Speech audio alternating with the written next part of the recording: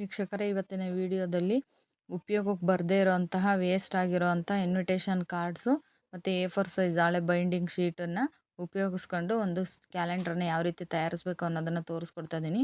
ಈ ವಿಡಿಯೋ ಇಷ್ಟ ಆದರೆ ದಯವಿಟ್ಟು ಒಂದು ಸಬ್ಸ್ಕ್ರೈಬ್ ಮಾಡಿ.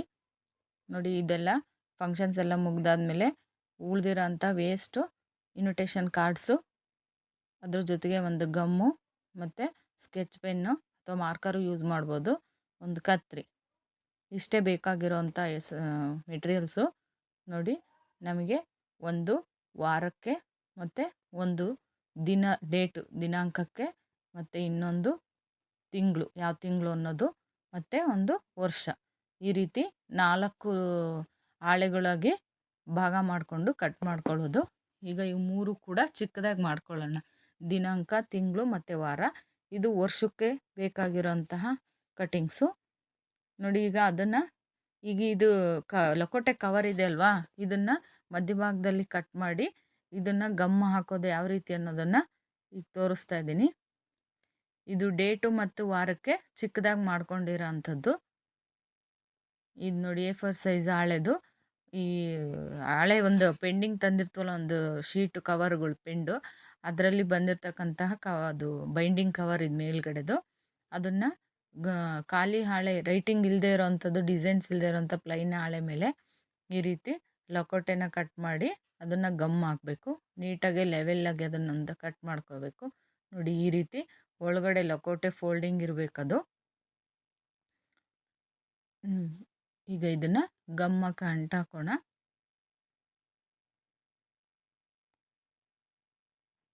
ಈ ಥರ ವೇಸ್ಟಿಂದನ ನಾವು ಏನಾದರೂ ಐಟಮ್ ಮಾಡಿಕೊಂಡು ಮಕ್ಕಳಿಗೆ ಒಂದು ಮೆಟೀರಿಯಲ್ ಆಗುತ್ತೆ. ಕ್ಯಾಲೆಂಡ್ರ್ ಅನ್ನೋದು ಕೂಡ ಅವ್ರ ಮಕ್ಕಳಿಗೆ ಒಂದು ದಿನಾಂಕ, ವಾರ ಗುರುತಿಸ್ಲಿಕ್ಕೆ ಅವರಿಗೆ ಈಸಿ ಆಗೋ ಥರ ಡೈಲಿ ಪ್ರಾಕ್ಟೀಸ್ ಮಾಡಿಸ್ಬೋದು. ಈ ಥರ ಡಿಸೈನ್ ಇರೋದನ್ನು ಒಳಭಾಗಕ್ಕೆ, ಪ್ಲೈನ್ ಇರೋದನ್ನು ಮೇಲ್ಭಾಗಕ್ಕೆ ಈ ಥರ ಗಮ್ ಹಾಕಬೇಕು. ಈಗ ಒಂದು ವಾರ ಆಯಿತು, ಒಂದು ದಿನಾಂಕ ಆಯಿತು. ಈಗ ಇದು ತಿಂಗಳು, ಯಾವ ತಿಂಗಳು ಅನ್ನೋದನ್ನು ತೋರಿಸ್ಲಿಕ್ಕೆ ಗಮ್ ಹಾಕ್ತಾ ಇರೋದು. ನೆಕ್ಸ್ಟು ವರ್ಷದ್ದು, ಒಂದು ವರ್ಷಕ್ಕೆ ಅದು ವರ್ಷದ್ದು ಹಾಕೋದಕ್ಕೋಸ್ಕರ ನೋಡಿ, ಇನ್ನೊಂದು ಲಕೋಟೆನ ತಗೊಂಡು ಅದನ್ನು ಕೂಡ ಕಟ್ ಮಾಡಿಕೊಂಡು ಗಮ್ ಹಾಕ್ತಾಯಿದ್ದೀನಿ.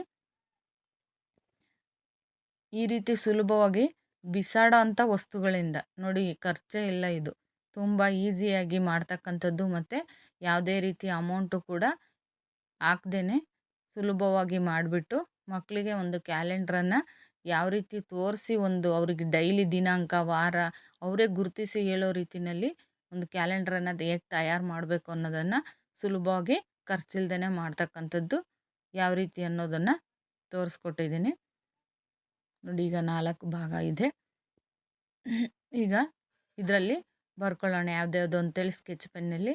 ನೋಡ್ರಿ, ಇದು ವಾರ, ಇದು ದಿನಾಂಕ, ಯಾವ ಡೇಟು ಅಂತೇಳ್ಬಿಟ್ಟು, ನೆಕ್ಸ್ಟು ತಿಂಗಳು, ಯಾವ ತಿಂಗಳು ಅನ್ನೋದು, ನೆಕ್ಸ್ಟು ವರ್ಷ, ಯಾವ ವರ್ಷ ಇದು ಅನ್ನೋದು. ಈ ರೀತಿ 4 ಭಾಗನೂ ಕೂಡ ಮಾಡ್ಕೊಳ್ಳೋದು. ಈಗ ಕಾರ್ಡ್ಸ್ ಇದೆ ಅಲ್ವಾ, ಇದರಲ್ಲಿ ವಾರ, 7 ವಾರಗಳು ಬರ್ತವೆ. ಆ ರೀತಿ 7 ಕಾರ್ಡ್ಸ್ಗಳನ್ನು ಮಾಡಿಕೊಂಡು ಒಂದೊಂದು ವಾರನೂ ಕೂಡ ಬರ್ಕೊಳ್ತಾ ಹೋಗೋದು.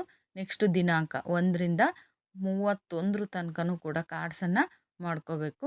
ನೆಕ್ಸ್ಟ್ ಇದು ತಿಂಗಳುಗಳು, 12 ತಿಂಗಳಿದಾವಲ್ಲ, 12 ತಿಂಗಳನ್ನು ಕೂಡ ಬರಿಬೇಕು ಅದರಲ್ಲಿ. ಈಗ ವರ್ಷಕ್ಕೆ ಒಂದೇ ಕಾರ್ಡ್ ಇರುತ್ತೆ, ಒಂದೇ ಕಾರ್ಡು.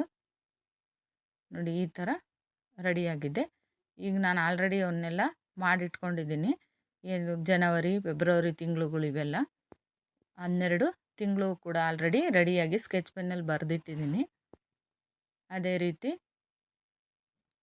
ದಿನಾಂಕಗಳು ಕೂಡ ರೆಡಿ ಇದ್ದಾವೆ. 1ರಿಂದ 31ವರೆಗೂ ಕೂಡ ದಿನಾಂಕಗಳನ್ನು ರೆಡಿ ಮಾಡಿಟ್ಕೊಂಡಿರೋದಿದು. ಅದೇ ರೀತಿ ಇದು ವರ್ಷದ್ದು. ನೆಕ್ಸ್ಟು ವಾರಗಳು, 7 ವಾರಗಳು ಕೂಡ ರೆಡಿ ಇದ್ದಾವೆ. ಈಗ ಇವನ್ನ ಪ್ರತಿದಿನವೂ ಚೇಂಜ್ ಮಾಡ್ಕೊತ ರೆಡಿ ಮಾಡೋದು. ನೋಡಿ, ಇದನ್ನು ನಾನೀಗ ಒಂದು ಬಟ್ಟೆನಲ್ಲಿ ಮೇಲ್ಗಡೆ ಒಂದು ಮೊಳೆ ಹೊಡೆದ್ಬಿಟ್ಟು ಗೋಡೆಗೆ ಹಾಕ್ಲಿಕ್ಕೋಸ್ಕರ ಬಟ್ಟೆ ಮೇಲೆ ಆ ಪೇಪರನ್ನು ಅಂಟಿಸಿದ್ದೀನಿ. ಈ ಥರ ರೆಡಿ ಇದೆ ನೋಡಿ. ಮಕ್ಳಿಗೆ ತೋರ್ಸೋದಕ್ಕೆ ಸುಲಭ.